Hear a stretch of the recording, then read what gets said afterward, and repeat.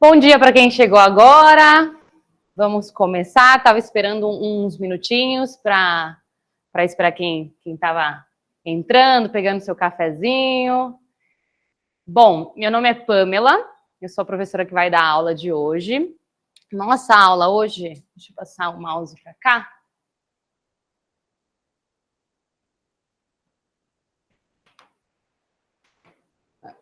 Nossa aula hoje nós vamos aprender sobre expressão corporal e comunicação. Como a nossa postura, o nosso jeito de se vestir, de ser, de se apresentar, de falar, não tanto a voz, o tom de voz, porque isso vai ficar para amanhã com a professora Nara, mas toda a nossa expressão facial, nossos gestos, vai ser tema da aula de hoje.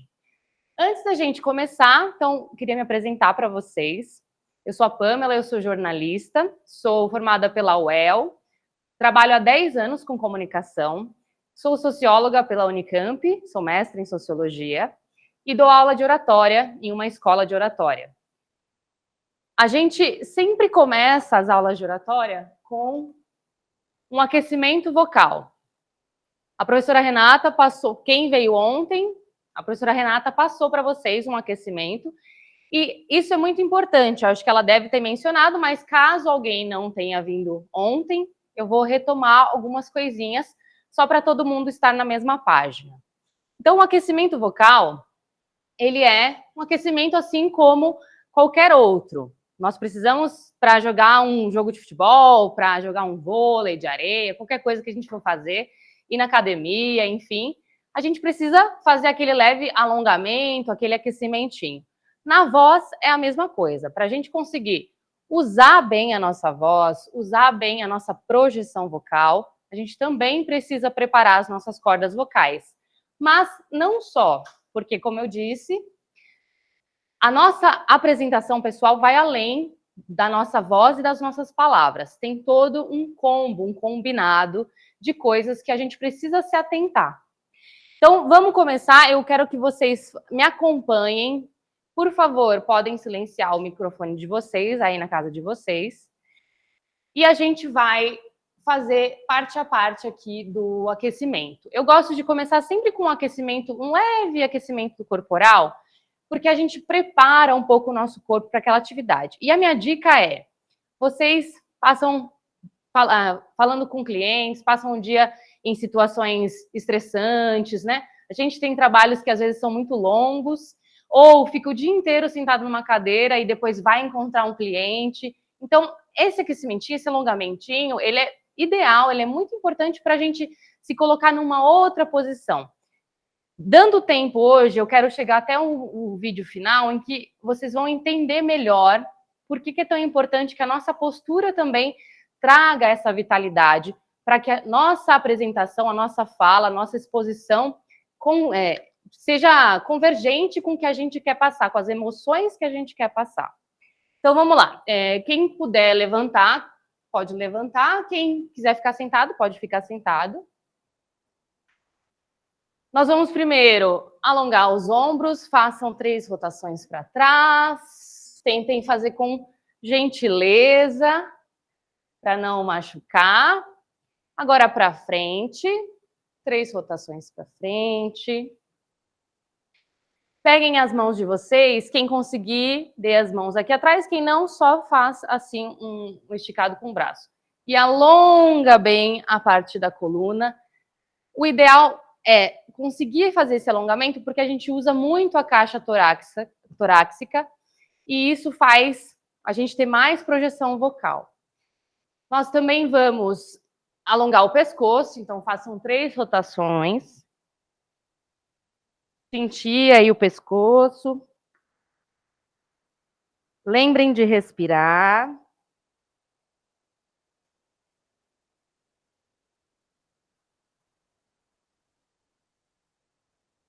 Muito bem. Vamos para os músculos da face. Deixa eu ficar mais pertinho de vocês para vocês verem aqui.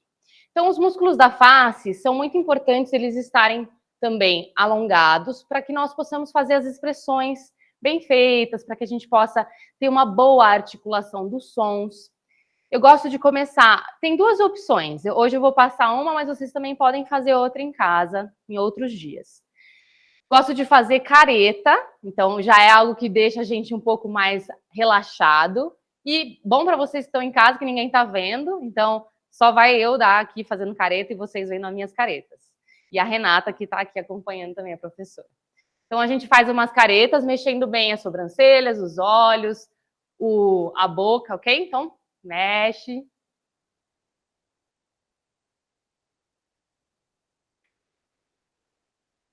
Vocês podem fazer a outra opção em casa, é fazer o beijinho e sorriso. Então,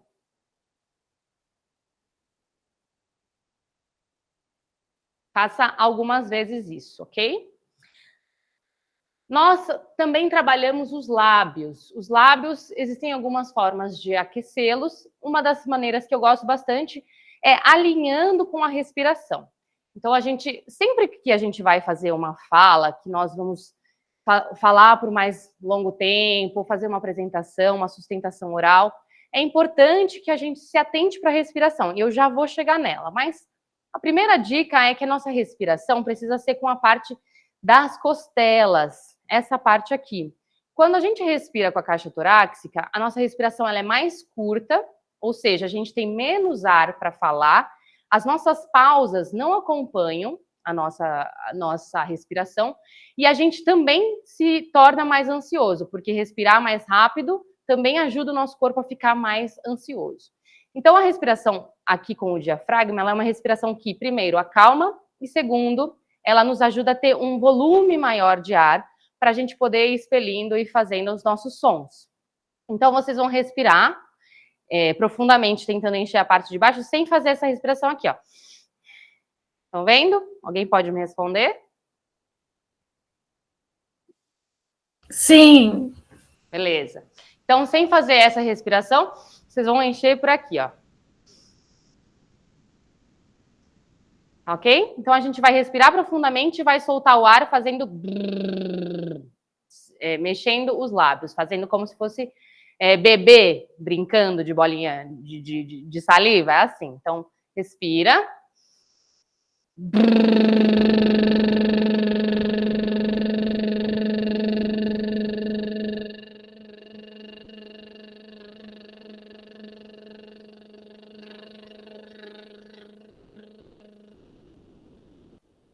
Quem tem uma respiração mais curta pode fazer algumas vezes sucessivamente. Vou fazer só mais uma vez. E quem parar no meio ou estiver continuando também, pode terminar até acabar o ar, ok?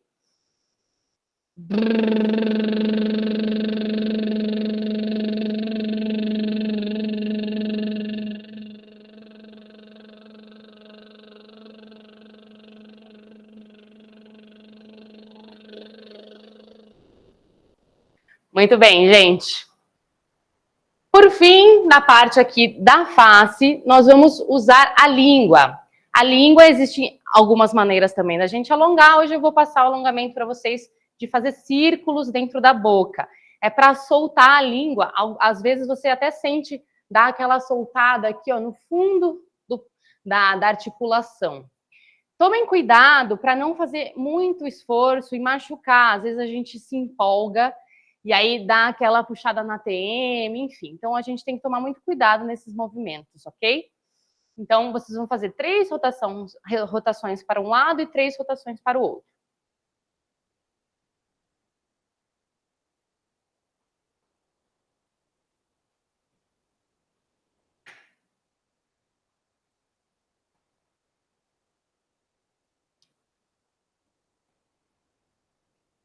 Certo? Todo mundo na mesma página? Tudo ok? Ninguém? Tudo. Respostas. Sim. Obrigada, Adriana.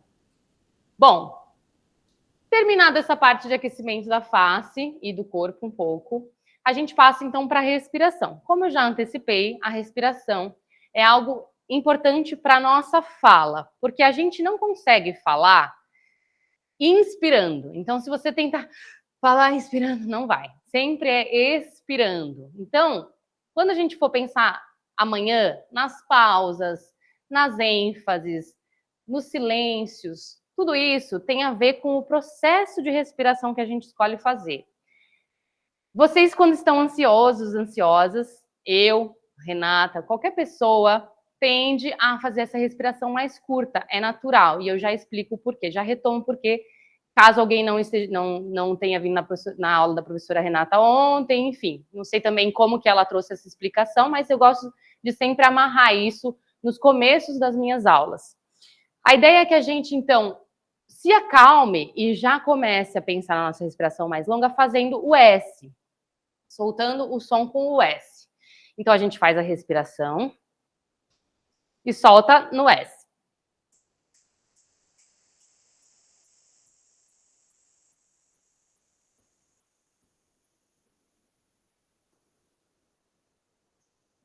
Mais uma vez.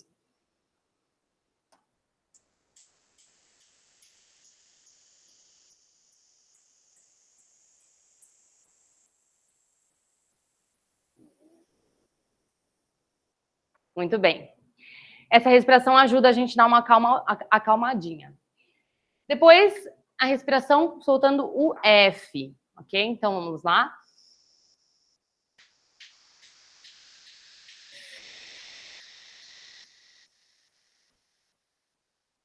Mais uma vez.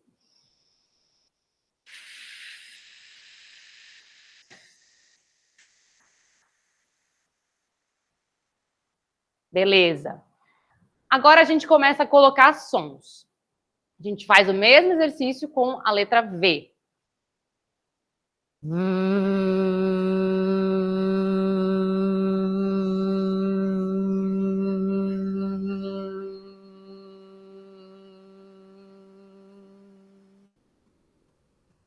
Com a letra... Vamos fazer... tem como fazer também com a letra Z, que eu coloquei ali, mas enfim, a gente já fez com a V. E agora a gente faz a projeção. Quando a gente precisa falar para um grande público e às vezes não tem um microfone, é interessante a gente conseguir jogar a nossa voz lá para frente. A nossa voz, ela pode ficar mais para dentro, então eu posso falar com ela mais para dentro, e eu posso falar com ela mais para fora, jogando o som para frente. Isso é a projeção vocal. Para a gente treinar um pouco e conseguir fazer que o ar empurre a nossa voz, empurre o som, empurre as ondas sonoras para frente, a gente faz esse exercício, que é o exercício de fazer o vu, só que tentando segurar aqui o ar dentro das bochechas.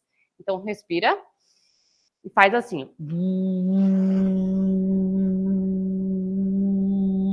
Eu vou parar, vocês continuam, mas só para vocês entenderem. Vocês vão tentar pressionar a bochecha para que ela inche, porque aí vocês estão jogando esse ar para frente. É esse o exercício que ajuda vocês a fazerem essa projeção vocal.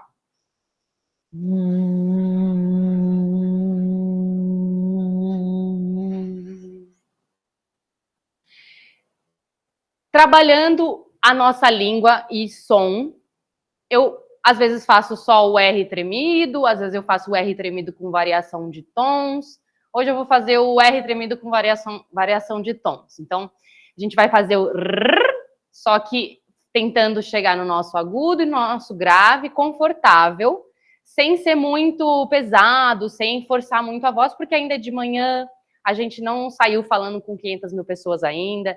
Então, nós estamos aquecendo a nossa voz. Então, a gente respira.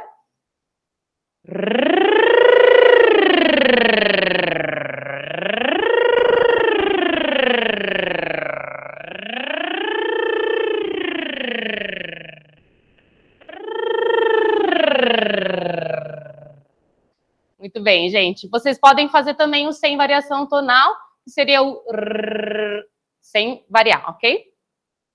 Por fim, a parte de dicção, nós temos alguns exercícios para destravar a língua.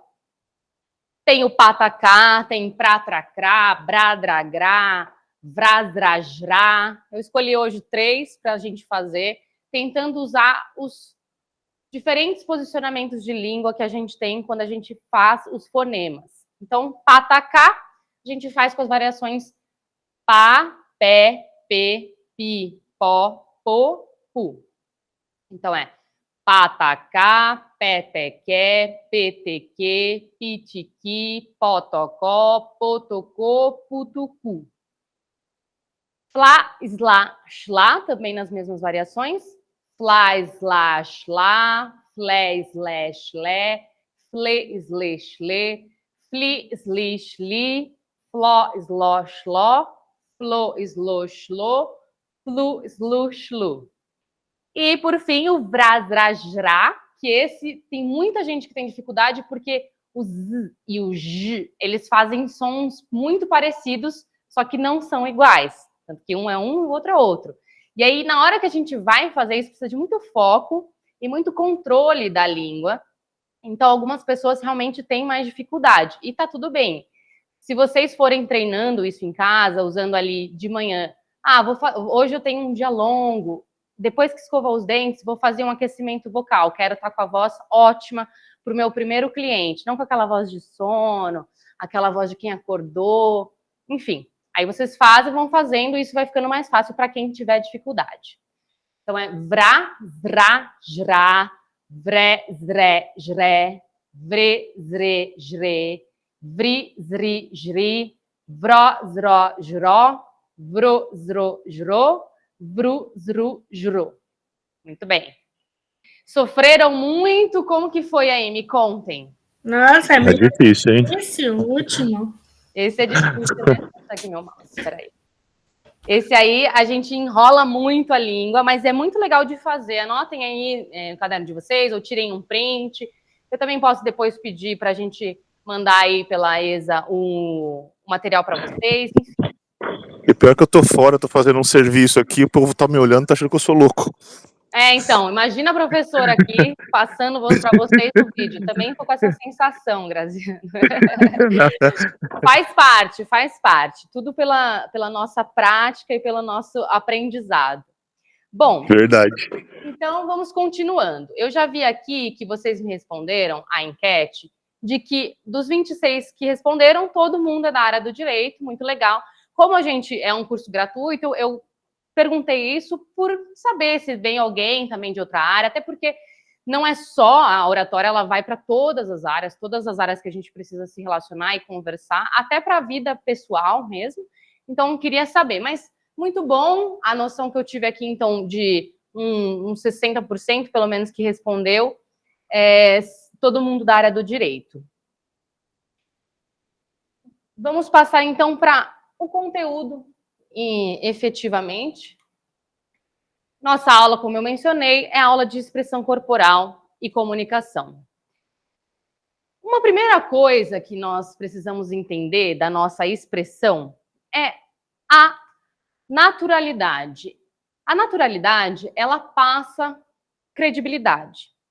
E por que eu gosto de falar isso? Eu quero que vocês tentem pensar em uma pessoa, um personagem, um personagem assim que eu digo, uma pessoa marcante, alguém relevante, alguém que você lembre do jeito dessa pessoa falar, do jeito dela se portar, da voz dela, como ela usa os seus trejeitos, o seu jeito. A gente pode pensar em algumas personalidades famosas. Tem o Faustão, tem o Hulk, Ana Maria Braga, enfim. Mais alguém, Rê? Você lembre? Alguém mais aí? A gente tem bastante gente da área do direito, Gilmar Mendes, temos, enfim, várias pessoas que nós ouvimos aquela voz, ouvimos aquela expressão, a gente, às vezes, sem o som, a gente consegue imaginar aquela pessoa falando, como ela faz as entonações, como ela faz as pausas, como ela faz, usa as palavras, enfim, tudo o que ela tem que faz parte da personalidade dessa pessoa. O que o pessoal está comentando, do Barroso. Pois é, então a gente lembra disso, a gente grava isso. E aí eu pergunto para vocês, se essas pessoas icônicas tentassem mudar isso e se apresentar, se aparecer de uma forma que imitasse outra pessoa, ia ficar incongruente. A ideia é que a gente entenda que quando a gente se porta com naturalidade, com o nosso jeito, a gente consegue ter mais confiança. É claro que isso aqui não é uma aula de psicologia, não é uma aula de autoestima, e isso vai estar aí no background, toda a parte de quem nós somos, como a gente se enxerga, cursos de oratória mais longos acabam mexendo bastante com essa parte de autoestima, porque a dificuldade da fala, a dificuldade de se apresentar, muitas vezes vem com esse pano de fundo. Mas fica aí só essa sugestão para vocês olharem para isso também quando vocês forem pensar na naturalidade. Não vai ser o meu papel aqui, até porque a gente é uma aula introdutória, entrar nesses tópicos, mas é importante entender que o jeito como a gente se apresenta diz muito sobre nós. E se a gente tenta fazer isso de uma forma mais mecânica ou artificial, isso também fica transparente e atrapalha a nossa credibilidade. É importante entender que o nosso autoconhecimento, eu entendendo quem eu sou, como eu gosto de falar, como é minha voz, como é o meu pensamento, o meu vocabulário, entender isso, de onde eu vim, quais são os meus recursos, meus aprendizados, se eu tenho uma voz mais grave, uma voz mais aguda, uma voz mais rouca, tudo isso compõe essa imagem da Pamela. E compõe a imagem de vocês também. Mas existe uma diferença entre o autoconhecimento, do tipo, eu sei quem eu sou assim e pronto, Gabriela, nasci assim, cresci assim, você sempre assim, e a autenticidade apreendida. A gente é educado socialmente, culturalmente, e nós desenvolvemos habilidades sociais, né? O nosso meio familiar desenvolve algumas habilidades.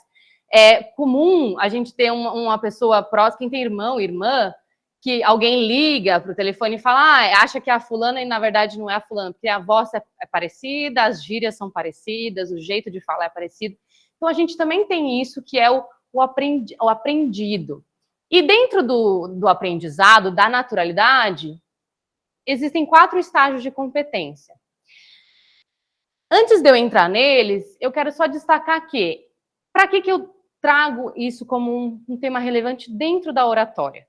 Porque a gente fala assim, eu sou muito tímida, minha voz, ela não sai muito. Quando eu vou falar com alguém, eu não consigo expor minha voz entra, ou ela sai muito tremida, ou alguma coisa nesse sentido. Isso acontece porque nós temos ali um cenário que se apresenta como perigoso para nós, e nós realmente temos reações fisiológicas que vão responder a esse cenário. É como se o nosso cérebro primitivo dissesse para a gente, alerta, alerta, saia correndo, vai embora desse lugar, isso não é para você. E aí a gente vai entrar em um sistema de alerta em que a adrenalina vai subir, nosso corpo ele vai se preparar para correr, então nós vamos ficar suando, a gente vai ter borboletas no estômago porque o nosso organismo ele se fecha, ele se prepara para jogar sangue para as extremidades, nossas pupilas se dilatam, a nossa respiração se acelera, e isso é parte do jogo, parte de você estar entrando em um terreno desconhecido. E isso afeta um pouco em como você se apresenta, afeta ali o seu jeito de ser naquele momento. Às vezes, até a ponto de pensar, nossa, mas eu não sou assim. Quando eu falo com tal pessoa, quando eu falo com os meus amigos, quando eu falo com a minha família, isso não acontece, gente. É uma outra pessoa que se materializa ali. Porque, de fato, é algo extremo, é uma situação diferente do que você está habituado ou habituada. E aí, quando a gente fala da naturalidade apreendida, eu estou falando de como a gente se percebe e como a gente entende que algo que a gente faz, ou como a gente se apresenta, foi apreendido, se tornou tão comum que se tornou inconsciente para nós. Então, nós temos esses 4 estágios. O nível 1 é da incompetência inconsciente, que é aquela ideia do você não sabe que não sabe. Você fez aquilo a vida inteira, nunca nem soube que tinha outro jeito de fazer. Ou nem nunca soube que teria a oportunidade de fazer algo para você em relação àquela situação. Eu já vou dar um exemplo para ficar mais claro. Mas o incompetente inconsciente é aquela coisa do bebê que ele não sabe que ele precisa de coisas. Vai alguém lá e dá para ele, faz ali.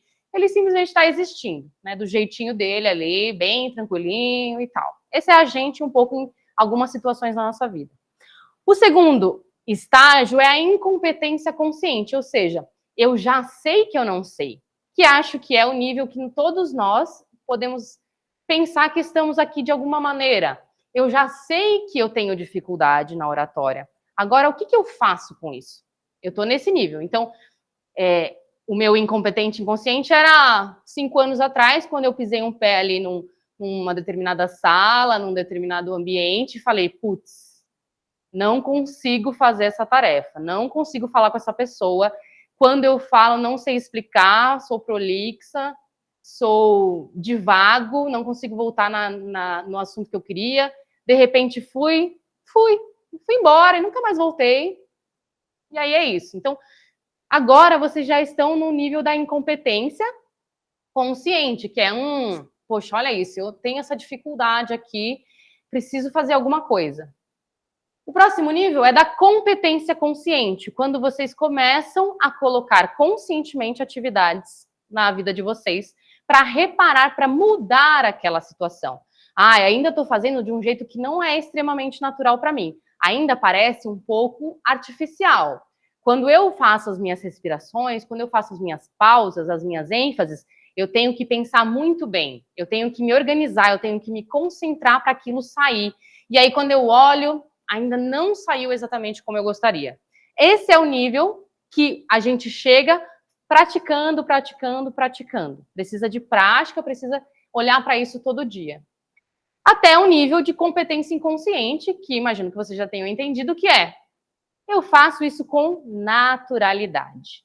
A naturalidade vem porque você já assimilou aquela situação, aquele jeito de fazer, aquela forma. Então, o que a gente quer entender aqui é que, não é a síndrome da Gabriela, eu nasci assim, cresci assim, você sempre assim, não. Onde eu quero chegar? Eu quero me tornar natural em relação à minha fala, em relação à minha postura, naquele nível, naquela imagem, naquela identificação que eu estou imaginando. E eu preciso de um caminho para isso, mas enquanto eu não chego lá, eu vou construindo essa naturalidade conscientemente. É como andar de carro. Todo mundo aqui, não importa a idade em que foi andar de carro, até não sei se já tem carta ou não tem carta, enfim, mas passou por essa situação. Lá, às vezes, ou pegava um ônibus, ou pegava carona com os pais, ou um tio da perua, passava para ir na escola, você nem sabe que você precisa se locomover, você só entra ali e pronto, e chega no seu destino, e é isso aí. Depois você entende que, poxa, eu não sei dirigir, né? Se eu fosse tentar pegar esse carro aqui, não sei o que ia fazer. O que é isso? Câmbio? O que é embreagem e tal. Depois você entra na escola, na autoescola, e entende que você vai, aqui eu mudo a marcha, aqui eu faço isso, só que é aquela tensão, né? Você tá ansioso, coração, vai, no dia da prova é uma loucura, e até o nível que você, de repente, você se vê pegando uma estrada ou num trânsito em São Paulo, conversando com a sua amiga, mandando uma mensagem, que é errado, né, gente? Nem vou falar sobre isso aqui, mas fazendo milhões de coisas ao mesmo tempo, cantando, mudando música, e tá tudo acontecendo e você nem lembra que você tem que mudar a marcha. Então, esse é o lugar da naturalidade que a gente quer alcançar para ter credibilidade no jeito como a gente faz as coisas. Existem alguns inimigos, como eu até comecei a mencionar, que é a gente achar que pode imitar uma outra pessoa. Eu quero fazer igual o Barroso. Quando eu chegar lá no STF, eu vou fazer igualzinho. Então, não é isso. É como vai ser você nesse momento. Como vai ser você nesse lugar? Quais memes você vai fornecer para a internet com o seu jeitinho? Então, é esse lugar que a gente quer chegar.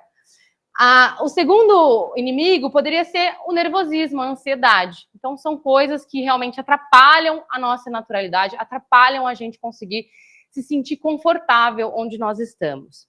O terceiro pode ser o foco excessivo na opinião alheia. Uma das coisas que eu mais escuto é isso. Quando eu chego ali na frente, quando eu vou falar com alguém, eu fico pensando, nossa, essa pessoa não está entendendo nada do que eu estou falando, ou ela está avaliando que eu não sei do que eu tenho para dizer, ou talvez outros julgamentos, milhões de coisas que passam na cabeça. Isso atrapalha a sua naturalidade. E, por fim, existem outras coisas, mas estou tentando trazer só algumas coisas. A autodepreciação. A gente achar que não tem valor, que não tem capacidade, que não vai chegar lá, que não faz sentido, que o que a gente tem para oferecer não é importante para o mundo, sendo que a naturalidade, ela depende que você seja você, que você tenha as suas habilidades, as suas pequenas coisinhas que tornam você você para oferecer ao mundo. Então é importante olhar para isso também. E aí eu vou dar um exercício para vocês, vou dar 10 minutinhos para a gente poder começar a olhar para isso. Pode ser que não... Você vai olhar assim para as perguntas que eu vou colocar ali na tela, você vai falar, não sei se faz sentido, se não faz. Mas tenta responder para você olhar para isso com um pouco mais de carinho e pensar, o que isso diz sobre mim? Como que eu posso entender que isso me levanta ou às vezes comunica um pouco da minha personalidade, dos meus valores, se é que vocês já não pensaram nesses aspectos. Então, vou dar aí 10 minutinhos para vocês responderem essas perguntinhas. Vocês podem tirar uma foto, se vocês quiserem responder e pensar melhor depois, mas só para a gente gerar aí uma conversa em relação a isso, ok? Alguma dúvida? Vou dar 5 minutos e aí daqui a pouco eu checo com vocês.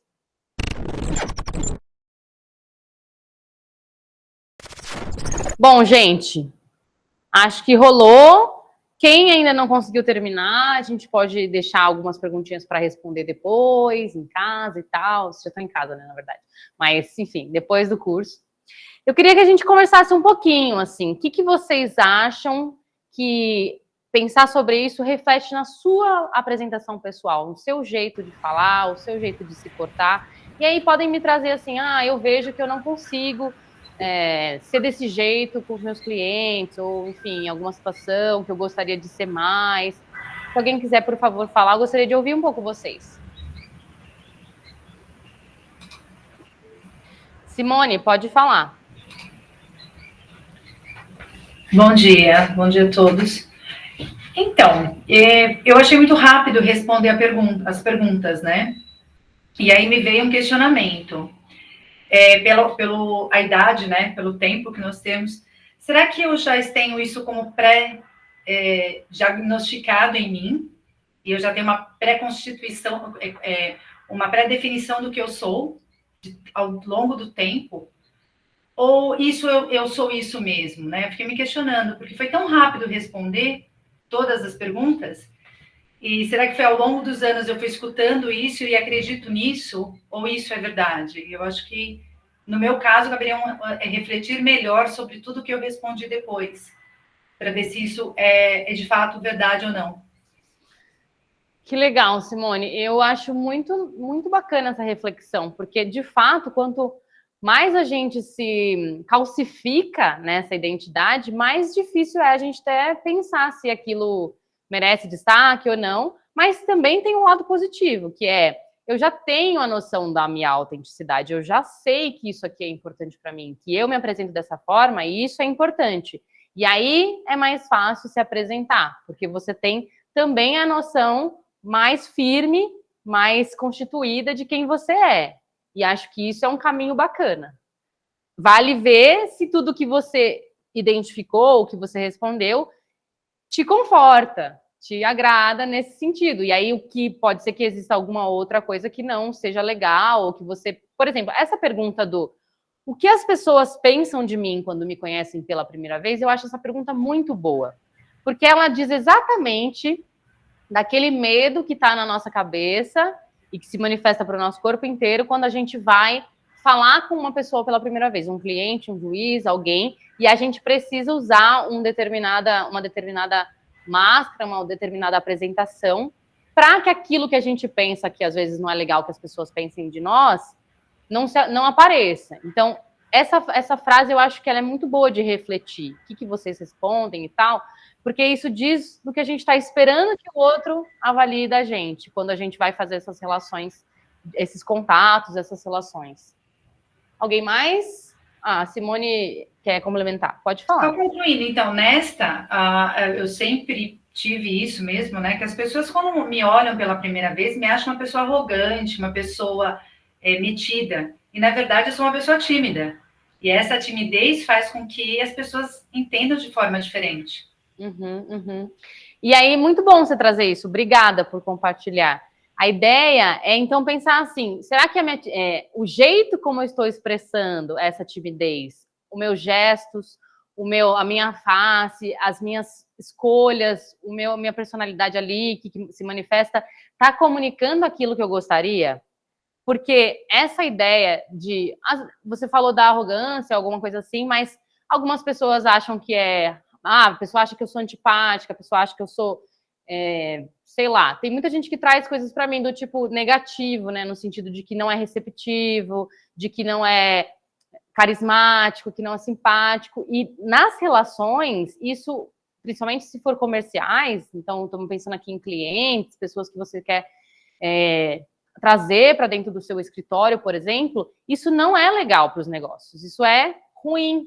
Então, você ter uma postura que naquele momento manifeste uma Simone mais segura, mais aberta, pode ser muito mais positivo para você, para o que você tem de objetivo profissional, do que a timidez que você já tem. E aí entra naquela ideia dos estágios da competência, que é, bom, eu já sei que eu sou tímida e que eu manifesto, que eu passo essa ideia de que eu tenho arrogância, mas por conta da minha timidez, não a arrogância em si. O que eu tenho que fazer? Como que eu posso mudar isso dentro da minha apresentação pessoal para que eu tenha outros retornos das pessoas, para que as pessoas comecem a me olhar com outros olhos? E isso é a chave da nossa apresentação pessoal em relação ao que a gente quer, aonde a gente quer chegar. Faz sentido para vocês? Maíra, pode falar. Maria, perdão.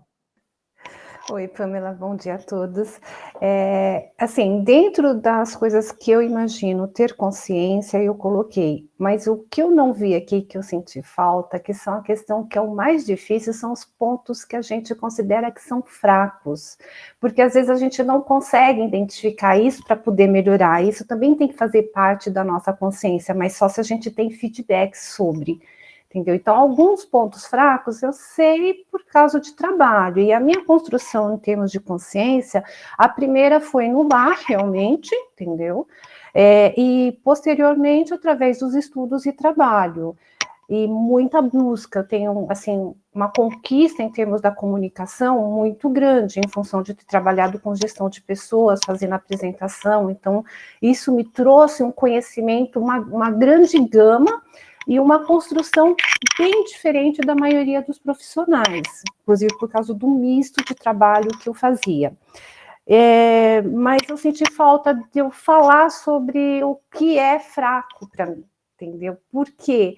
Porque não só o que as pessoas pensam, porque o que as pessoas pensam, assim, que eu imagino que pensam uma coisa, agora ter certeza que penso de como elas me veem, como elas me olham, como elas percebem, o ponto da arrogância também ocorreu comigo, como ocorreu com a colega.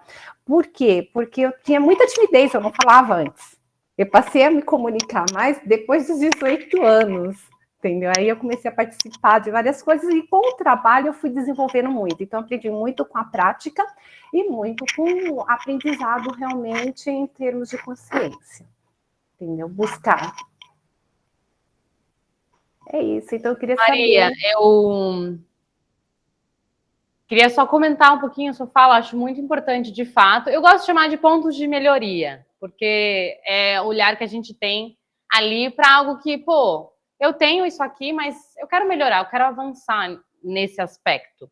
Então, sim, é legal. Eu destaquei ali os pontos de melhoria na comunicação, porque a gente está pensando aqui em comunicação especificamente, mas vocês podem pensar em outros aspectos, obviamente, outras questões que vocês acham que pode até ter impacto na apresentação pessoal de vocês.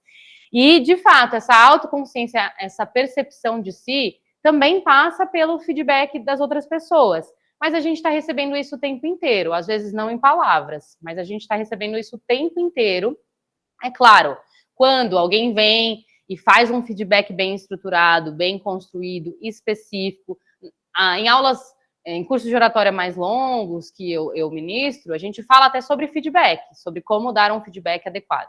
Mas pensando nesses momentos que a gente recebe esses feedbacks, e às vezes eles nem são tão adequados, porque eles são genéricos, ou eles falam do seu valor pessoal e não exatamente de atitudes que você teve, e eles podem ser mais desagradáveis, menos contributivos do que eles deveriam ser.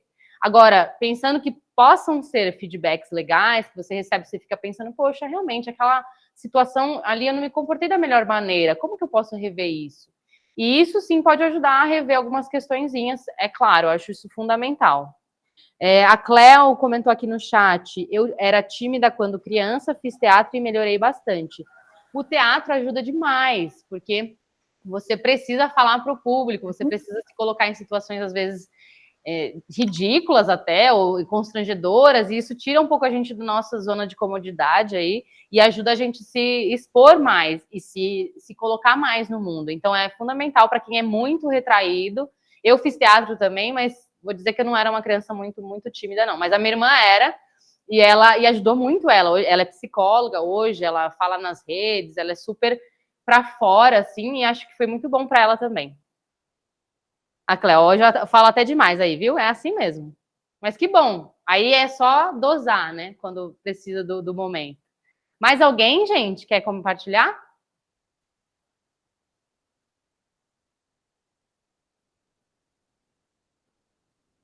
Não? Estão em paz? Estão tímidos? Então eu vou passar para a próxima parte aí da minha exposição. Deixa eu colocar o slide aqui para vocês.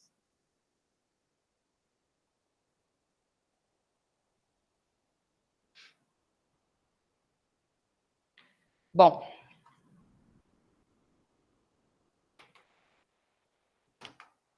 Ué. Eu vou ter que clicar. Pronto. A comunicação não verbal. Então, esse é um aspecto muito importante, e aí entra até no que eu falei agora para a Maria. Tem coisas que estão sendo comunicadas para nós o tempo inteiro, e eu tenho certeza que vocês já entraram em contato com alguma coisa disso, se não, já ouviu pelo menos aquela frase, o corpo fala, os olhos são a janela da alma, enfim, a gente está numa era aí da comunicação faz um tempo, e isso já entrou no nosso cotidiano também. Então, a comunicação não verbal, ela é tudo aquilo que não precisa das palavras. Então, os nossos gestos, as nossas expressões faciais, toda a parte que compõe o conteúdo do discurso, que não é a palavra em si, mas as ênfases, as pausas, como eu pronuncio as palavras. Então, tudo isso está dentro do não verbal, que é coisas que a gente percebe que não é exatamente só a palavra que eu falei. Então, quando eu uso um gesto, eu já vou entrar mais em gestos e tal, e que não precisa ter vínculo com o conteúdo do que eu falo. A ideia aqui é que nós temos muitas expressões faciais, por exemplo, que são universais. Nós temos 5 expressões faciais que são universais, que é o medo, a raiva, o nojo, a alegria e a tristeza. É aquela filme do Divertidamente, que tem as bichinhos na nossa cabeça, é tipo isso. Tem gente que fala que existem outras expressões também universais, mas isso, se você... existem vídeos na internet, eu não vou passar um sobre isso aqui, mas se vocês quiserem procurar depois, em que, pelas culturas mundo afora, isso também se manifesta. É claro que existem mudanças culturais, então, se vocês têm a situação de lidar com clientes de outros países ou pessoas de outras culturas, isso também pode afetar. É bom entender que, às vezes, um olhar direto dentro de uma cultura é mais aceitável do que em outra cultura, por exemplo.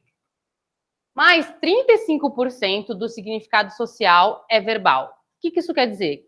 Quer dizer que 65% do nosso significado social não passa pelas nossas palavras.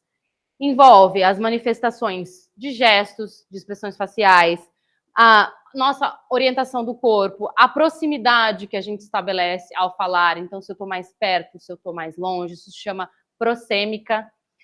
A ideia de que existe até isso dentro da nossa cultura, até a forma como a gente delimita esse espaço social. Tem a ver com o ambiente, então, como que é a disposição da sua sala, do seu escritório, ou até de um tribunal, o que isso comunica dentro do nosso comportamento? Tudo isso está envolvido na significação que a gente cria das coisas. E somente 35% é verbal.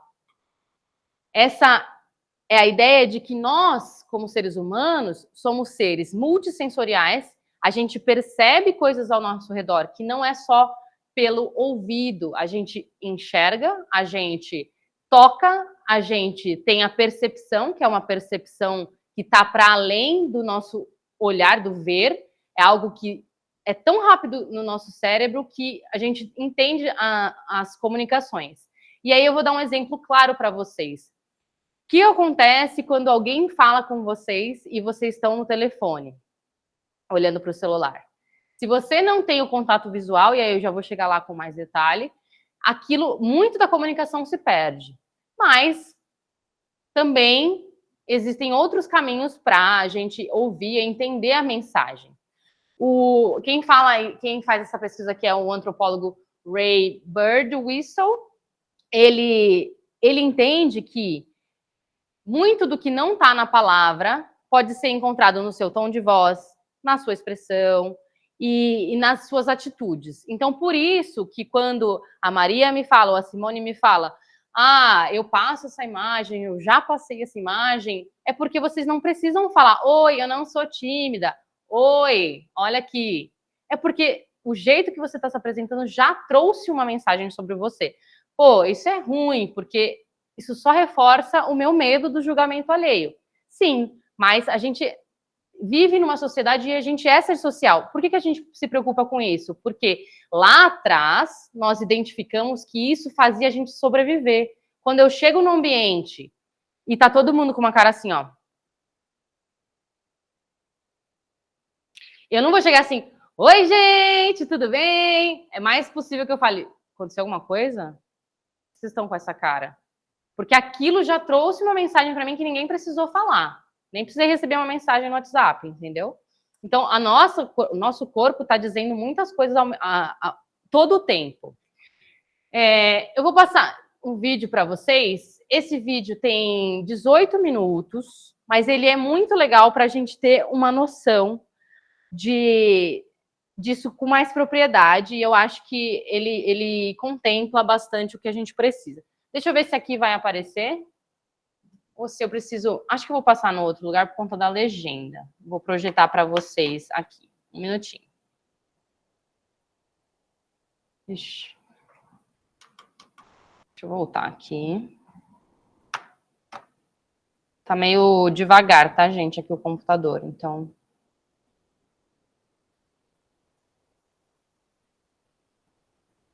Meu mouse...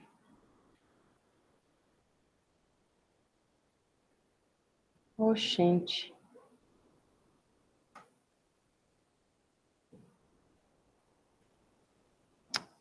Deixa eu ver se eu consigo aqui mesmo, porque não estou conseguindo mexer aqui no mouse.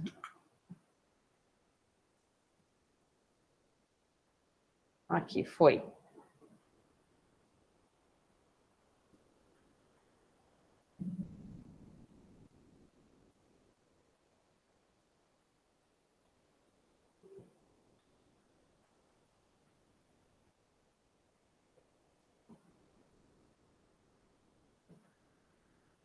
Tá transmitindo para vocês? Sim. Hello, my name is Vanessa, and I am a recovering awkward person. This is me at the peak of what I like to call my plaid vest phase. Luckily, my years of social awkwardness led me to a fascinating career trying to figure out how people work. So what I didn't realize is that many years ago, I would do an experiment that led me right on this stage in front of you here today. My lab researchers and I were curious about TED Talks. We wanted to know, why do some TED Talks go viral and others don't? So we embarked on a huge experiment. We analyzed thousands of hours of TED Talks looking for patterns. Now, I wasn't sure if we would find anything, so we were analyzing body language, hand gestures, vocal variety. We even looked at outfit choices, which made today particularly pressure-filled.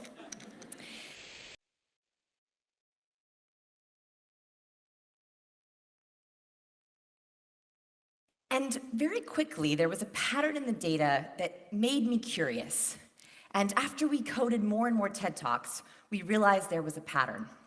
Now, before I tell you what that is, I have a personal question for you, which is, when you see someone, what part of the body do you look at first? You can just call it out. Where do you look first when you see someone? Face, eyes. So most people, shoes. They're very high. So most people say eyes, face, or mouth. But actually, when we first see someone, the first place we look is the hands. And this is left over from our caveman days. Because if we were approached by a stranger caveman, the first place we looked was the hands to see if they were carrying a rock or a spear. In other words, we wanted to know if we were safe, if they were friend or foe. Now, this actually still remains from caveman days.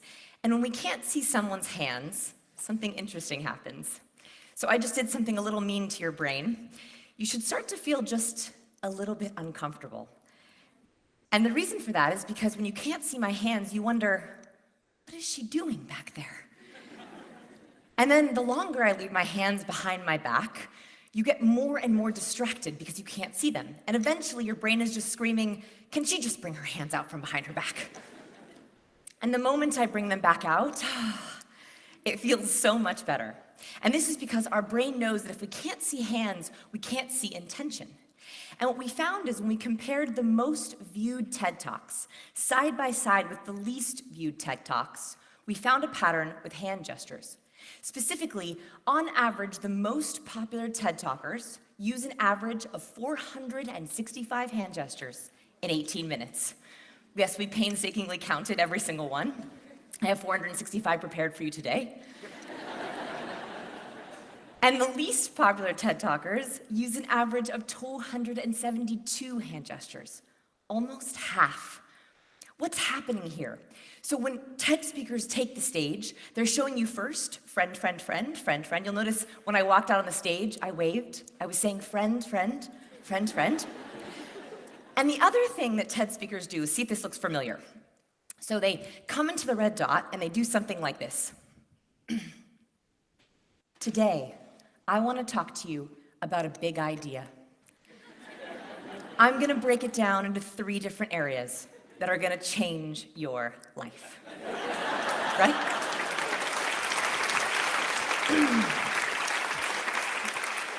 So the most viral TED Talkers seem to sit in the same way with these hand gestures, because what they're doing is they're showing you, I know my content so well that I can speak to you on 2 different tracks. I can speak to you with my words, but I can also explain my concepts with my hands. And this way, they underline their concepts with their words. For example, if I were to say, today, I have a really big idea. It's huge. You laugh, and you're like, Vanessa, it's so small. It's not very big. And that is because your brain gives 12.5 times more weight to hand gestures. So today, I have a really, really big idea, and I'm going to explain it to you in 3 different ways. My big idea is that we are contagious. Specifically, as humans, we are constantly sending and decoding body language signals. We also do this emotionally and chemically. To explain this, I have a rather disgusting but very fascinating study. So in this study, researchers collected sweat pads from people who ran on the treadmill. Then they collected sweat pads from skydivers on their first time skydive. 2 very different kinds of sweat. Here's the disgusting part. Then they had poor, unsuspecting participants. I know. They had unsuspecting participants in the lab smell these sweat pads while they were in an fMRI machine. Here's where it gets interesting. Even though the participants had no idea what they were smelling, the ones that smelled the skydiving sweat pads had their fear response in their brain activated. In other words, they caught the fear. This means that our emotions are contagious. Our fear is contagious. Our confidence is contagious. And this begs the big question. If our emotions are contagious, How do we make sure that we're infecting people with the right ones? So I believe that we can be contagious in 3 different ways. The first one is non-verbally. Now, to test this idea, I did a very simple experiment in the streets of Portland, Oregon. What I did is I stood in the street and I looked up at nothing. And I wanted to see if people would catch or mirror my nonverbal. So you can see this video. I stand in the streets looking at nothing. And slowly, one by one, I infect people walking by. And slowly, we begin to gather a crowd.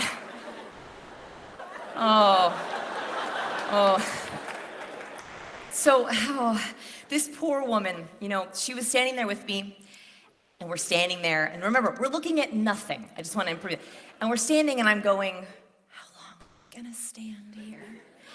Who's gonna break first? And after about 40 seconds, we're looking, and she leans over and she says, is he gonna jump? And this experience taught me that we catch emotions and then we create rationales for why we've caught that emotion. Now, this is actually a good thing. As humans, this keeps us safe. Dr. Paul Ekman has studied something called the microexpression. It's a universal facial expression, and he's discovered there are 7 of them. Across genders and races, we all make this same expression when we feel an intense emotion. This is the fear microexpression. So fear is a really important emotion because we want to catch it from someone else to warn us if something's about to go wrong. And this facial expression also keeps us safe. So imagine for a second that you're walking and you see a snake. Your eyelids and your eyebrows jump out of the way so you can take in as much of the environment as possible. Is there another snake? What's my escape route? Then your mouth opens so you can take in oxygen in case you have to fight, yell for help, or flee. We make this face before we consciously realize we've seen a snake. Now, what's interesting about it is you should be starting to feel a little bit anxious. And that is because when we see other people have fear, if we saw this face in the subway, we would be like, what's wrong? What's going on? Because it keeps us safe. So I want you to try it with me. So open your eyes as wide as possible. Raise your eyebrows up. Very good. Now take in a sharp breath. Perfect. Do you feel anxious? What's interesting about facial expressions is they cause our emotions. So not only do our emotions cause our face, but our face also causes our emotions. It's called the facial feedback hypothesis. So when we see someone with this face, we catch their emotion, and then we are ready to fight, flee, or yell for help. Luckily, this also works with positive emotions. So one of the faces behind me is a real happiness microexpression, and one of them is fake.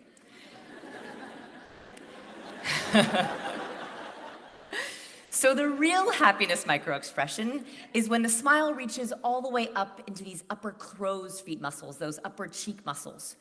And this is really important because when you tell a frenemy good news and they say they're happy for you, but they're not really? It looks like this. Oh yeah, I'm so happy for you. So try the fake expression for me first. So just try this fake smile, only on the bottom half of the face. You can even go, It doesn't feel so good, right? It feels inauthentic. Now go all the way up into your eyes. So smile all the way up into the upper cheek muscles. That should feel so much better. So what's interesting about this facial expression is it causes our own happiness. And we also catch it when we see it. Researchers at the University of Finland looked at these 2 facial expressions, and they had participants look at photos of people with real happiness and fake happiness. They found that when they showed participants pictures of the real happiness smile, those emotions caught the positive emotions, and they themselves had a positive mood change. But when they looked at the face with the fake happiness smile, they caught nothing. In other words, if we show up to events that we're ambivalent about, interact with people that we don't really like, we become less memorable. This doesn't just happen in person, it also happens on the phone. So I work with a lot of different clients, corporate clients who are on the phone all the time. They said, Vanessa, I get being happy in person, but how about on the phone? So we decided to do an experiment where we had participants in our lab record different versions of their hello, the first impression on the phone. We wanted to know if people could hear happiness, sadness, or anger. So we had people record different versions of their hello with happiness, sadness, anger, and while power posing. We wanted to see if they would sound different. So I want to play you 2 different versions of hello and see if you can guess which one is the happy hello. Are you ready? All right, same person. Here's A.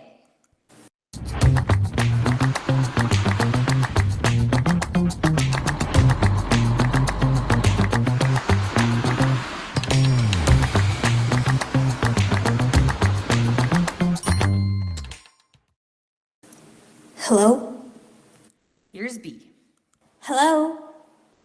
How many people think A is the happy hello? How many people think B is the happy hello? Very good. We can hear this difference. We can hear this micro-expression. Now, I thought this was interesting, but I wanted to take it a step further. So we devised a second part of our experiment where we had participants in our lab listen to these recordings and rate that person on likability. We wanted to see if the happiness microexpressions or the anger microexpressions or the power posing expressions did better. Here's what happened. After we asked people, I do like this person a lot, I like this person a little, or I do not like this person, we found that the happiness microexpressions across all trials for both men and women, they became more likable. Whereas the same person who made an anger or sadness microexpression were less likable. This is the happy side effect of having your confidence be contagious.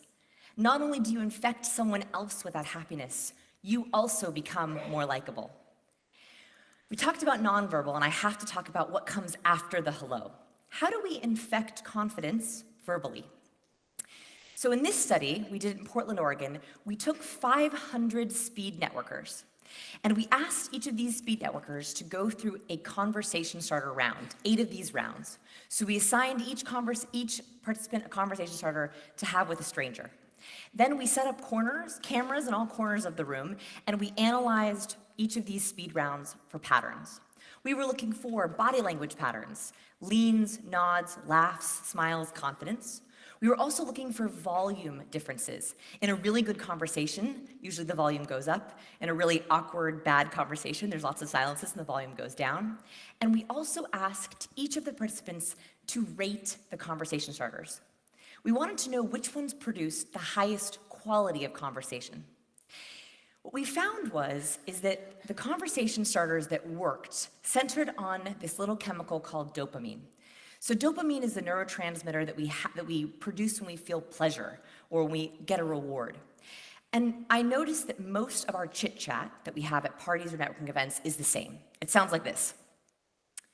So, what do you do? Where are you from? Live around here? Oh, well, I'm gonna go get some more wine. It's great talking to you. Those conversations happened over and over again. It was almost as if they were socially scripted. My brain was on autopilot. What we found is the worst ranked conversation starters, the ones that got the lowest ratings, the ones that produced the lowest volume, the ones that got the most leans away, worst head nods, and worst microexpressions, those were the ones that we use the most. What do you do? How are you? Where are you from? From a physiological perspective, have no effect. No pleasure. So what we tried was to find conversation starters that could spark or create some kind of excitement. Can you verbally trigger dopamine? And we found that the brain is really interesting. If you ask the brain a question, it tends to look for hits and not misses. What I mean by this is if you ask someone, been busy lately?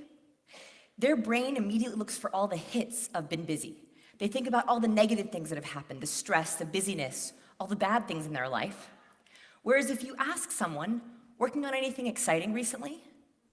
Their brain immediately begins to look for all the hits of excitement. They start thinking of all the good, all the happy things, all the excitement that's going on in their own life. And that does 2 things. One, it creates pleasure for them. You're literally asking them to borrow excitement from other places in their life and bring it to the situation that you're in. And the other thing that it does is it makes you more memorable. Dr. John Medina found that dopamine, when it's triggered in verbal conversation, makes a mental post-it note. In other words, when you ask someone else to think of what's exciting in their life, the happy side effect is that you become more memorable. So here's my big challenge for today. Instead of using the typical, what do you do, how are you, and where are you from, let's banish those conversation starters forever, and let's try ones that ask the brain to look for hits of excitement. Try working on anything exciting these days. Have any vacations coming up? Anything good happen today? I think this is the greatest gift we can give our fellow human beings. We are asking them to flip into optimism. We're triggering dopamine and excitement and getting them off autopilot. The last way that we're contagious is emotionally. So this study is one of my favorites. In this experiment, they asked students to sing the song, Don't Stop Believing, into an accuracy software. Now, this is a very nerve-wracking experiment. They're graded on vocal tone, words, and they're given no preparation. But they did 3 different trials of this experiment. First, they had them just walk into the room and sing into an accuracy software. The second group got into the room and had to say out loud, I'm nervous. And the last group had to walk into the room and say, I'm excited. They found that this simple reframe, the nervous group got 53% accuracy, the control group got 69%, but the I'm excited group got 80% accuracy. Why? Anxiety and excitement are very similar emotions. The only difference is mindset. So my challenge for you today is to think about how you want to infect people. When you want to harness incitement or trigger excitement, ask dopamine-worthy conversation starters, use more hand gestures, make authentic smiles, and never pick up the phone in a bad mood. Now, the last thing I want to do is I want to end on a note of excitement. I want to make you really infectious. So what we're going to do to end this talk is on the count of 3, with all of the energy you can muster, I want you to yell out, I'm excited. Are you ready? 1, 2, 3. I'm excited! You rock, Ted.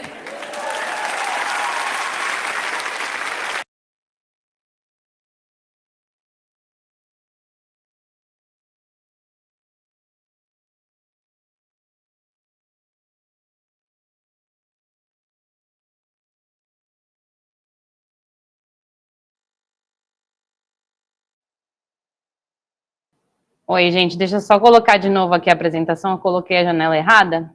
Um momento que a gente já conversa. Eu gosto muito desse vídeo porque, primeiro, ele traz muitos estudos, isso é muito legal. Quando a gente conversa com públicos amplos, é importante considerar que algumas pessoas funcionam mais com dados, outras com visual, então precisa de alguma coisa assim, outras com o auditivo, enfim. Então eu gosto de fazer um mix aí na minha apresentação para conseguir acessar vocês de diferentes maneiras. Mas uma coisa que eu gosto de destacar desse vídeo é o seguinte, ela fala primeiro dos gestos. Então, já para a gente tirar isso do caminho, eu vou... Deixa eu voltar aqui o mouse. Um momento. Falar dos gestos, antes para a gente conseguir dar tempo de eu chegar também no contato visual. Os gestos enfáticos, eles dizem muita coisa. Então, quando vocês me falam, eu passo a ideia de que eu sou tímida, eu passo a ideia de que eu sou arrogante, eu não consigo ter segurança na hora que eu falo. Então, isso também tem a ver com como você está comunicando a partir das suas expressões, do corpo e da face. Será que o que você usa de gestos na sua comunicação está ajudando ou está atrapalhando? Será que contribui para que as pessoas se aproximem ou se distanciem de você?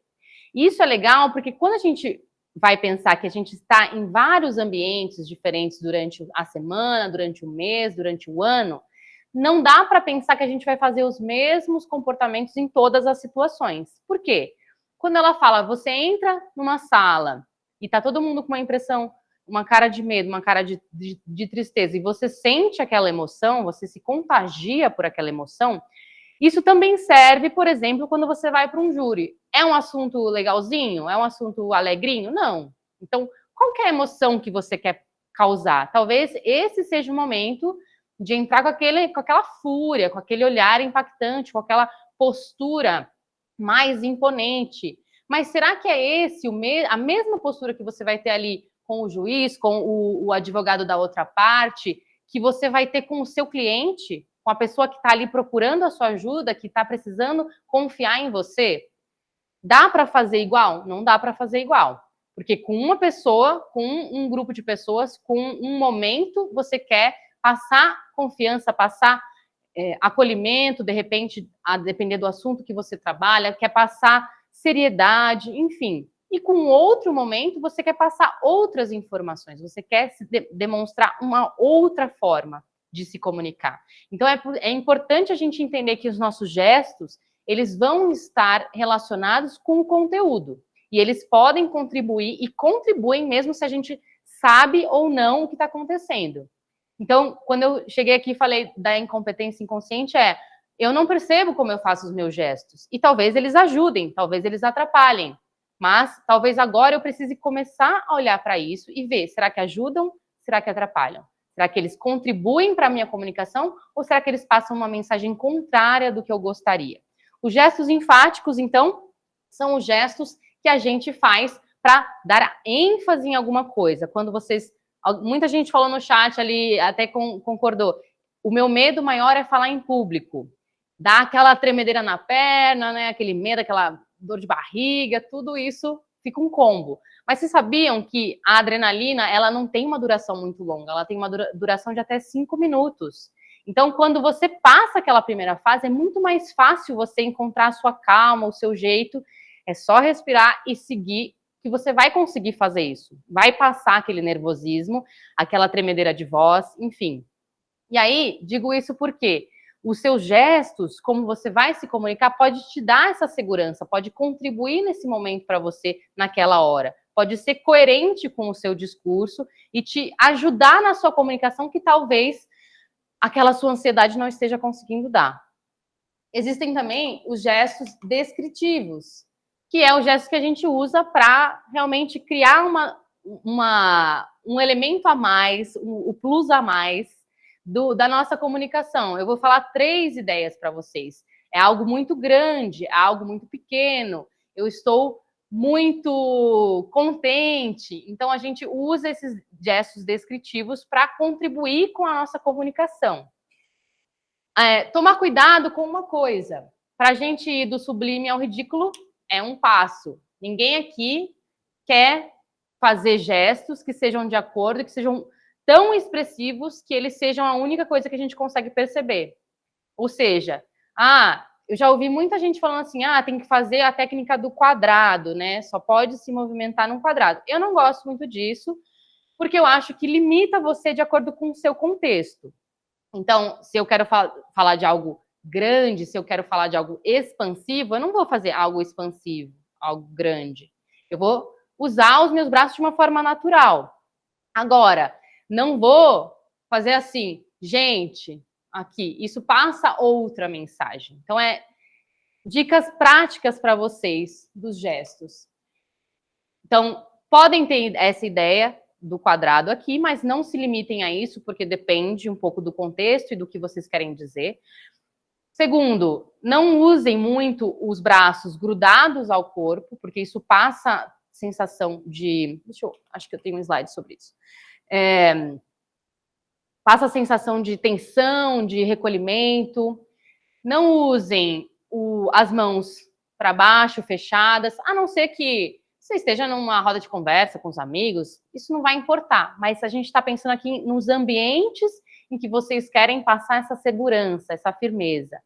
Usem as palmas das mãos. Por que surgiu o comprimento? Porque o comprimento, ele mostra que você não traz nada com você, nada que pode ferir a outra pessoa. Então, você demonstra a sua mão que ela está sem nada, sem nenhuma arma. E isso a gente traz aí por séculos como um gesto que faz sentido na nossa cultura hoje, que já se perdeu dessa experiência, mas ele ainda tem um elemento ali no nosso subconsciente, nosso inconsciente coletivo, que contribui para esse entendimento. Cruzar os braços. Eu vou falar algumas coisas aqui que talvez vocês já saibam, porque a gente ouve nos jornais, ouve em alguns lugares isso. Então, cruzar os braços, ainda que você esteja só descansando. ele demonstra um fechamento com relação àquilo, às vezes até um desinteresse, um incômodo. A gente tem o coçar os olhos, tá um pouco entediado, né? Tipo, quase dormindo, é o que a gente faz quando a gente tá com sono. Aquela imagem não consigo apontar aqui, né? Vocês não vão ver, mas a imagem do mocinho ali é essa coisa meio encurvada. A gente precisa estar com o peito aberto, se demonstra abertura, confiança. Por isso que a gente alonga quando a gente começa a nossa aula. A parte de sentar com a mão no rosto não ajuda. Sei que vocês não vão fazer isso no escritório de vocês, mas às vezes estão ali esperando alguma coisa e estão um pouco assim. Então, aquilo também comunica alguma coisa sobre vocês. Não falar olhando no olho, então falar perdendo o contato visual, são algumas coisas. E aí eu entro aqui no contato visual. Antes de eu passar para o contato visual, só deixa eu concluir a questão ali do vídeo. E aí acho que uma coisa importante é a gente entender que o nosso corpo está provocando mensagens, e se a gente continuar no nível do inconsciente do que a gente está passando, a gente provavelmente pode comunicar uma coisa que não é o que a gente gostaria. Então, quando vocês forem em determinados espaços, vocês precisam ter a intenção, até isso se tornar natural, isso se tornar parte da sua expressão, do que vocês querem comunicar. Como que eu vou me portar nesse ambiente, como eu vou me portar numa entrevista para a imprensa, ou com um cliente, ou com o advogado da outra parte, ou com um juiz, enfim. Qual que é a emoção que eu quero causar nessa pessoa? Isso é algo que a gente precisa começar a ter consciência para poder fazer isso no nível menos automático até se tornar natural. Para a gente entrar, então, aqui no contato visual, a gente precisa entender que celular tira o nosso contato visual. Hoje é a ferramenta que mais rompe as conexões nesse sentido da comunicação não verbal. Porque nós estamos conectados o tempo inteiro. Não era algo que acontecia ali dos anos 80, e hoje é. Então, é uma realidade nossa. O que eu costumo sugerir? Faça ali sua atividade no seu celular, porque a gente precisa fazer. Encerre aquilo quando você vai falar com a pessoa. Fale olhando para ela no olho o tempo inteiro. Você precisa se distanciar, olhar para um outro lugar, fazer uma outra atividade simultaneamente. Você fala, desculpa, eu vou ter que pegar alguns dados aqui no meu computador, eu vou ter que fazer algumas anotações, e por isso, sim, só justifica que você vai fazer aquilo para a pessoa entender que você está fazendo aquele movimento de olhos que não seja um desinteresse, que não seja uma falta de foco, etc. Outra coisa que acontece com o desvio do olhar é a gente perder o foco, de fato. Então, quando eu vejo muitos meus alunos que às vezes sobem num palco ou vão dar uma palestra e se perdem nas suas ideias, primeiro, pelo medo, então vem muitas emoções, mas segundo, porque não estão focados ali no momento presente, no momento daquilo, no olhar das pessoas. As pessoas estão passando informações para nós o tempo inteiro.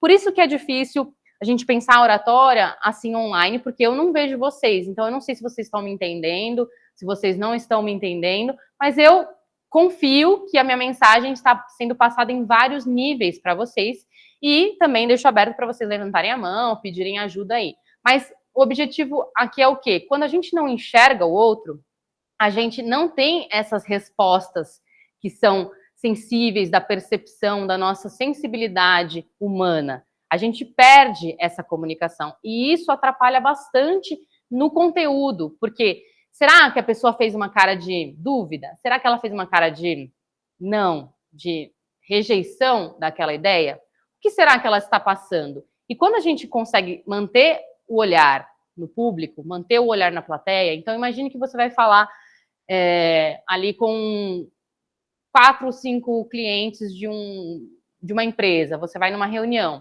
Você quer olhar para uma pessoa só? Não, você vai olhar para todo mundo. Vai olhar rápido para todo mundo, para você fingir que você nem tá olhando porque você está com tanto medo? Não. Você vai olhar, vai pausar ali uns segundos, olha para outra pessoa. É importante que as pessoas, se sintam incluídas, e 2, que elas te passem a mensagem do que elas estão entendendo. Porque aí você pode ajustar o seu discurso. Aí você pode pensar, isso aqui não está muito adequado, talvez eu precise falar de outra maneira, talvez eu estou muito num juridiquês, talvez está faltando informações mais técnicas.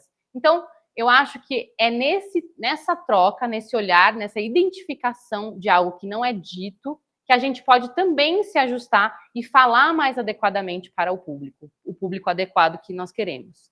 E um outro aspecto é, o olhar passa confiança, é o olhar que nos ajuda a amarrar aquele argumento, a nossa persuasão. Por quê? Quando eu falo olhando para cima, quando eu falo pensando nas coisas, tentando não olhar para o público por timidez, ou quando eu falo olhando para baixo, tentando buscar ali, não sei aonde a informação que eu quero, isso atrapalha a conexão das pessoas. E conexão gera confiança. Logo, desconexão não gera confiança. Pode ser que não gere uma desconfiança do tipo desconfiar que você tenha uma capacidade, mas aquela pessoa vai ter mais dificuldade de realmente acreditar em você, no que você quer dizer. E o olhar, ele tem esse poder.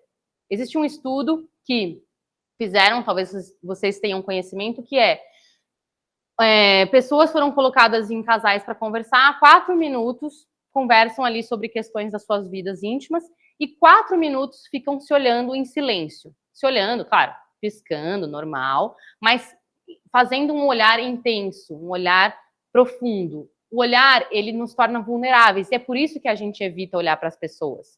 Por isso que a gente busca coisa no chão, busca coisa no ar, enfim, porque a gente sabe que quando a pessoa olhar no nosso olho, naquele momento em que a gente está se sentindo já vulnerável, a gente vai se sentir ainda mais vulnerável. E nesse estudo, essa vulnerabilidade, essa intimidade criada pelo olhar, levou a quase 90% das pessoas a se apaixonarem. Claro, era um conteúdo, um contexto específico. E ninguém aqui está pedindo, gente, olhem 4 minutos para o cliente de vocês sem falar nada. Não é isso. Mas a ideia é, o olhar, ele tem muita coisa carregada dentro dele. E nós precisamos lembrar disso quando a gente quer construir uma argumentação, quando a gente quer construir uma persuasão do nosso público, porque é nesse olhar, junto com a sua ênfase, com os seus gestos, com as suas expressões, e lembrando, o olhar está envolvido aqui nas nossas expressões, porque as sobrancelhas, a profundidade, o jeito, a inclinação do corpo, tudo isso é um combo. Isso vai trazer elementos para o seu discurso que não são só as palavras que você usa. Aqui, essa imagem, eu não vou entrar muito nos termos técnicos, deixa eu ver quanto tempo eu tenho, porque eu acho que assim, não é o caso aqui, é um curso introdutório, é só para a gente saber o que os olhos de vocês falam quando vocês estão olhando para os lados. Então, para o lado direito para cima, aqui, quando vocês vão falar e ficam aqui, vocês estão construindo uma memória, vocês estão criando, imaginando. Então, vocês estão visualizando algo que é imaginário. Então, eu peço para vocês, imaginem um pato voando com um bico de nariz de palhaço. Aí vocês vão fazer isso automaticamente. A gente faz isso por uma questão já também de séculos e séculos de aprendizagem. O lado oposto, para cima, é da memória, o esquerdo. Então, eu falo, lembrem de uma situação com a mãe de vocês quando vocês eram criança. Aí é muito comum a gente olhar para cima. Isso acontece quando vocês vão falar com o público de vocês. Vocês não lembram alguma coisa, precisam lembrar, vira o olhar e tal. Evitem fazer isso na hora do contato. Ah, mas é automático. Sim, é automático. Nós fazemos isso, principalmente quando a gente está desavisado. Mas é importante fazer isso conscientemente. E eu quero reforçar isso. Vocês vão começar a se perceber falando com uma pessoa, precisando lembrar de um número, lembrar de alguma coisa e fazendo essa virada de olhar. E aí vocês vão falar, não, mas agora eu estou com o meu cliente, eu estou com a outra parte, eu estou aqui numa reunião de negócios, eu preciso continuar mantendo esse olhar com essa pessoa. Na altura das orelhas, é o mesmo em relação ao auditivo. Então, eu estou tentando lembrar de algo que me falaram, estou tentando lembrar de alguma coisa que eu escutei, de uma história, enfim, dentro do nível do auditivo, coisas que têm a ver com o nosso nosso sistema auditivo. E para baixo, do lado direito, é o sinestésico, sentimentos, coisas que eu senti, emoções, e do lado esquerdo é o diálogo interno. Eu estou pensando em mim mesma, tudo que eu vivi, histórias da minha vida, questões pessoais. E aí no palco, ou no tribunal, ou enfim, numa sala de reuniões, uma apresentação em que você é o centro da atenção, isso fica evidente, porque a nossa tendência é começar a buscar as coisas pelo ar. Então evitem fazer isso. Ah, mas professor, é muito difícil falar com alguém olhando no olho.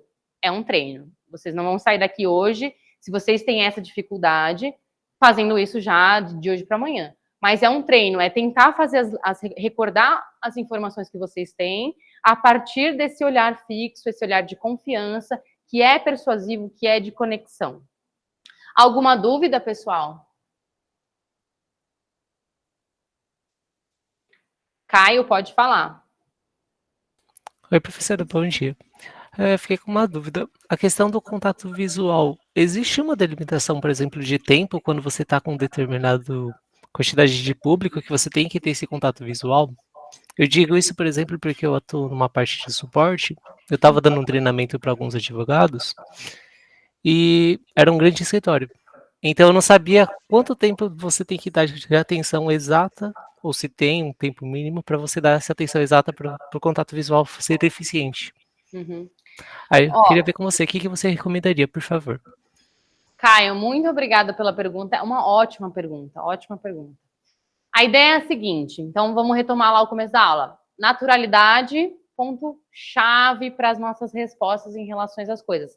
Posso ou não posso? Quanto tempo? Como eu faço? Então, primeiro, temos que ter a base da naturalidade. Essa base nos dá aí uma percepção. A gente já tem uma percepção social de quando aquele olhar está ficando um pouco incômodo, ou quando ele está ficando um pouco excessivo, ou quando ele nem acontece, né? Se eu olhar, é que eu estou na câmera aqui, eu não sei quão perto vocês estão de mim, mas eu vou vir aqui mais perto. Se eu olhar muito rapidamente, vocês vão sentir que eu estou procurando alguma coisa, que eu estou ansiosa, ou que eu estou um pouco perdida, vai dar essa sensação. Então, a rapidez não é legal. Se eu ficar olhando fixo para vocês, sem piscar, vai parecer stalker, louca, não sei o que vocês vão pensar aí. Então, a gente tem isso. Aí, tempo, será que tem um tempo? Não tem um tempo, até porque se você for ficar pensando 3 segundos para cada pessoa, 3 segundos para cada pessoa, 3 segundos, aí você já se perdeu, já esqueceu o que você tinha para falar e ficou muito na sua cabeça com relação a isso. Mas, voltando lá, que nós temos que aprender, nós vamos desenvolver isso. Então, faça um contato visual em que você olhe para a pessoa, você viu que ela te olhou? Você falou uma frase, você muda para outra pessoa. Você vai lá, fala alguma coisa, olha para o fundo. Enfim, não sei se é uma sala que é extensa ou se é uma reunião, num círculo ou alguma coisa assim, de repente do seu contexto, mas você olha, você vai entender que aquela pessoa te viu. Quando você entender que ela te viu, você viu a expressão que ela fez, será que ela está entendendo? Inclusive é o momento de você pensar, tem alguma dúvida? Enfim, vocês precisam, você tem alguma coisa que eu falei que não ficou clara? Para fazer essas perguntas também, porque as pessoas vão te dar esse retorno nas expressões delas. E aí, é nesse tempo, é o tempo do que é confortável, que não pareça exagerado ou artificial, mas que você consiga se organizar para falar, eu não vou ficar olhando só para uma pessoa, porque ela pode achar. As pessoas que estão ao redor podem pensar, nossa, acho que ela conhece aquela pessoa, ou acho que ela está pedindo ajuda para aquela pessoa, ou será que ela está pedindo aprovação para aquela pessoa? Então, dá muitas interpretações. Ou se você não olha para alguém específico, não vou olhar para aquela pessoa vai sentir, por que ele não olha para mim? Ainda que possa ser num nível do inconsciente. Então, tentem olhar para todas as pessoas de uma forma confortável, entendendo, ela me viu, eu vi ela, agora eu já posso olhar para outra pessoa. Tudo bem? Respondeu? Eu não gosto de pensar em segundos porque eu acho que atrapalha, tá bom? Fez sentido, muito obrigado. Mais alguém, gente? Dúvidas em relação ao olhar? O humor. Vamos ver aqui, ó. Juliana primeiro falou em uma palestra ou em uma mesa com várias pessoas, para onde olhar, para manter a conexão com o público. Juliana, respondi já com essa exposição ou falta alguma coisa? Juliana Maier. Beleza. A Cleo falou, prof, usar do humor para atrair o olhar do público numa palestra ou reunião é de bom tom? E aí, essa pergunta, eu vou ter que responder de uma forma meio dúbia. Por quê? Primeiro, faz parte do seu estilo? Eu sou uma pessoa que eu gosto de fazer uma piadinha, de fazer uma brincadeirinha. Devo ter feito algumas coisinhas aqui. Então, isso é parte do meu jeito. Tenho isso na minha constituição. Agora, vou treinar uma piada específica e ficar treinando para fazer ali num determinado momento. Pode dar muito certo e pode dar muito errado. Então, assim, não sei se nesse nível de artificialidade funcionaria.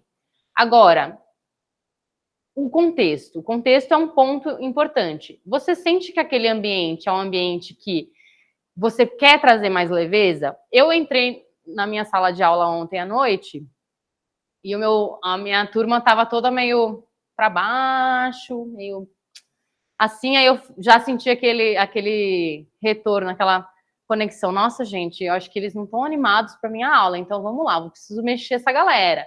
E daí cheguei, falei com eles e tal, e falei assim, vamos ficar sorrindo por 5 segundos, gente, vai, quero que vocês sorriam para mim, sorriam. E aí todo mundo começou a sorrir, que, né, a professora falou, tinha que fazer.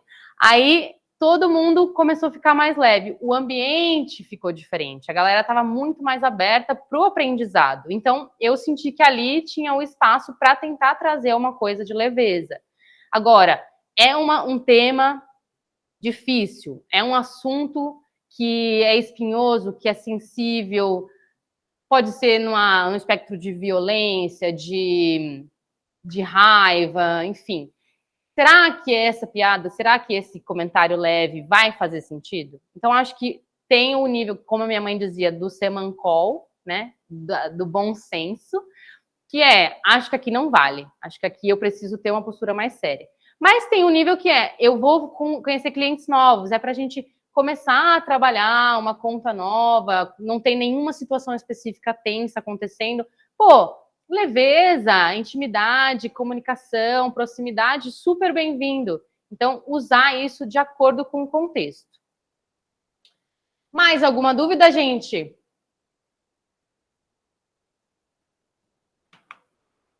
Eu ia passar esse vídeo aqui do Obama, porque eu gosto muito de falar de como ele se insere no Brasil. Ele usa de palavras específicas, de memórias específicas para se conectar com o público. Então, ele adequa o discurso dele aqui para o Brasil muito lindamente. Os gestos dele são muito bem posicionados também. Enfim, ele era um presidente, obviamente, muito treinado, muito experto nisso. Mas eu vou mandar para vocês aí no link, porque eu queria passar a atividade para vocês e passar um QR Code para vocês responderem para a gente umas perguntas. Então, tirem foto, gente, façam um print, tirem foto aí dessa atividade. Obviamente que eu não vou corrigir, porque a gente está num curso introdutório, mas eu convido vocês a participarem do módulo 2, para a gente poder desenvolver um pouco mais o que são esses aspectos. Eu quero que vocês, então, gravem a si mesmo em um vídeo de cerca de 1,5 minutos, que é um tempo legal para ter erros, acertos, ter questões. De pé, então, eu vou passar já algumas orientações, mas vocês vão fazer primeiro. Esse é o roteiro. Uma frase de abertura que fale sobre você, 3 aspectos bons da sua personalidade, 2 aspectos a melhorar, então, Maria, os pontos fracos que você chamou aí, e encerrar com uma frase de efeito. Essa é a ideia. Não é para fazer pausado, então eu falo e pauso, não, direto. As dicas da gravação. Então, caso vocês não tenham o domínio disso, não seja da alçada de vocês ou do conhecimento de vocês, fiquem sempre de frente para a luz, evitem luzes que fiquem estranhas, que causem algumas sombras, que isso pode dar uma impressão negativa para o que vocês querem Planejem o que vocês querem falar, então façam uma ideia, não escrevam, não tentem falar exatamente o que vocês escreveram, porque o branco vai vir. No momento que a palavra não entrar, vocês vão falar, putz, não sei mais nada o que eu falar. Então, planejem uma estrutura, enfim, existem técnicas para isso, não vou entrar nisso hoje. Quem sabe eu entro no próximo módulo. Escolha um local silencioso, sem interrupções, então... Pô, vou gravar esse vídeo de 1 minuto e meio, eu preciso de 10 minutos para me organizar, para pensar o que eu vou falar, para organizar o espaço, e vou pedir silêncio aqui para as pessoas da minha casa, ou enfim, vou precisar desses 10 minutos. Use o microfone pode servir, o seu fone de ouvido pode servir como seu microfone, você conecta ele, não precisa às vezes usar, deixa ele perto ali de você, que ele já capta legal. Opte pelo celular na vertical, se você... Isso aí é dicas gerais, tá? Não para o conteúdo. Para você postar alguma coisa nas redes sociais, hoje em dia o vertical é o necessário. Mas se for para mandar para alguém, ou se for para o YouTube, ou se for alguma coisa assim mais para as pessoas, pode ser na horizontal. Se você tiver um tripé, muito válido para ficar fixo, mas também sempre tem ali os livros, uma parede, uma coisa que dá para você usar de apoio. Respira antes de começar, isso vai te acalmar. Faça algumas respirações. Faça isso conscientemente. Isso vai ajudar muito. Comece contando 3, 2, 1. Por quê? 3, 2, 1, você termina com a boca fechada. 1, 2, 3, você termina com a boca aberta. Então, 3, 2, 1, e comecem a falar já a primeira palavra que vocês têm para falar. E, por fim, escolha um enquadramento em que vocês possam pegar os gestos de vocês. Ou na cintura, deixa eu vir aqui. Na cintura de vocês, aqui, ok? Ou ombros. Mas os ombros, para esse exercício, não recomendo porque vocês não vão pegar tantos gestos de mão. Então, eu recomendo vocês gravarem pelo menos na altura da cintura. Façam uma autoavaliação. Por favor, tirem foto dessa imagem, para vocês poderem avaliar algumas questões de vocês, para terem conhecimento, ok? Então, altura e tom de voz, dicção, as ênfases e pausas que você faz. Não precisa fazer isso conscientemente ainda. Faça naturalmente, do jeito como você já faz, para você ver esses elementos, ok? Tiraram a fotinho aí? Beleza? Depois eu mando esse vídeo para vocês assistirem. Quem não viu, ele é muito bom. Vou mandar aqui no chat. E, por fim, queria que vocês, então, tirassem foto aí com o celular de vocês, entrassem no aplicativo de QR Code de vocês para responder esse questionário. É um questionário bem rápido que nós estamos planejando fazer um curso mais longo, mais intensivo, para quem tiver interesse. Ainda não está organizado se ele vai ser presencial, online, híbrido. Então, a gente quer ouvir de vocês, se vocês querem continuar essa formação, se isso faz sentido para vocês, quais são as dificuldades e qual o melhor formato para a gente fazer. Então, convido vocês, por favor, a preencherem, vai ajudar eu, a professora Renata, a professora Nara, a pensar em algo específico para as necessidades de vocês e a também fazer o módulo 2 adequado também com o feedback de vocês. Quem aí lembra, falamos de feedback, o quanto isso é importante, e para nós vai ser muito importante, para a gente conseguir bolar o que faz sentido para vocês. Beleza? Podem anotar o meu contato, se precisarem de alguma coisa. E aí, deixo aí... Ai, não abriu o link? Deixa eu tentar mandar o link aqui para vocês, então, gente. 1 minuto. Poxa vida. Deixa eu ver se o meu vai. Professora. Oi. Agora abriu. Acho que estava dando algum erro. O meu abriu, ó. Aqui. Ah, aqui. O meu abriu. Deu para todo mundo abrir aí? Só uma dúvida. Pode falar. Esse vídeo nós vamos enviar amanhã e nós guardamos... Vocês podem usar como referência para conversar com a professora Nara amanhã. A gente, nesse momento, nós não vamos assistir, até porque vocês são 60 e... que estão online 62, mas a gente teve 200 inscritos. Então, muita gente. Por isso que a gente até quer pensar numa coisa mais longa, mais de fôlego, porque teve muita procura. A gente sabe que é uma necessidade muito importante, crucial aí no meio jurídico, em várias profissões, mas no meio jurídico especialmente, pelo tanto que vocês precisam se comunicar. Então, nós não vamos ter condição de avaliar vocês nesse momento, nesse curso introdutório. Mas a ideia é que vocês possam ter um pouco mais de percepção das dificuldades, das limitações e das coisas que vocês já fazem legal. Poxa, os meus gestos já estão super adequados, que massa, eu vou me atentar mais agora para o meu olhar. Ah, minha fala está muito monótona, eu preciso olhar mais para isso. Então, é para vocês terem um pouquinho mais de consciência de como está o natural de vocês e aonde vocês querem chegar, ok? Dúvidas, pessoal, para os nossos minutinhos finais? Foi um prazer imenso para mim dar aula aqui para vocês na ESA, é uma alegria mesmo estar aqui. Eu vou estar no segundo módulo também, dando uma das aulas junto das professoras. E convido vocês, quem não se inscreveu, a se inscrever, ok? E quem puder, aí é a minha sugestão. Ah, eu sou de São Paulo, eu moro em São Paulo, eu moro perto, não é uma dificuldade para mim. Reservem a agenda de vocês para virem presencial, para a gente poder olhar para a carinha um do outro, para a gente ver, trabalhar alguns exercícios que só podem ser trabalhados presencialmente. Fica o convite para vocês.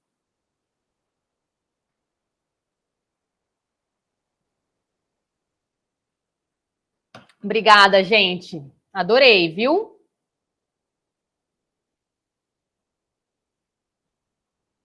Deixa eu mandar o vídeo aqui, aí vocês podem se deslogar, quem não saiu ainda.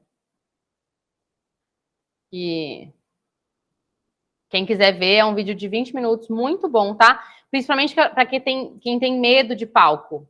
Esse vídeo ajuda muito a vocês se organizarem e a entenderem que atitudes vocês podem tomar para se sentirem mais confiáveis, mais confortáveis, mais seguros e seguras na hora de fazer uma fala importante, uma comunicação importante, uma apresentação importante. Vou encerrar aqui, gente. Obrigada pelas respostas. Convido vocês, quem ainda não respondeu, a responder o questionário, tá bom? E até a próxima aula.